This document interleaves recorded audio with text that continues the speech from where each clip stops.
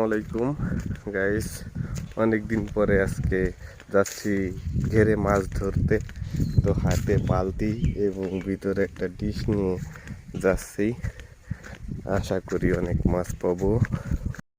তো বিলের ভিতরে এইগুলো হচ্ছে কলই শাক, এবং কলই শাকে কলই হওয়ার জন্য ফুল ফুটছে। আর এই পাশে সরিষা, তো সরিষার ফুল ধরে ফল চলে আসছে।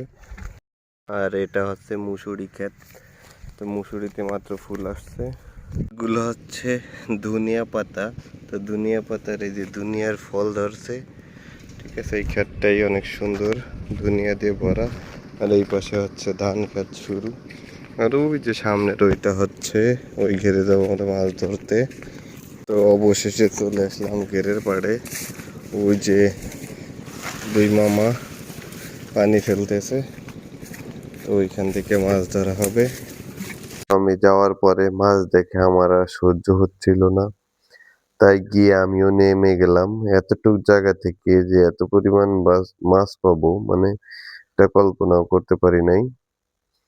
শুধু কই মাছ আর কই মাছ, এই দেখেন কই মাছ আমি ধরে শুধু রাখতেছি। আরো অনেক মাছের ভিডিও আছে, পরে দেখো।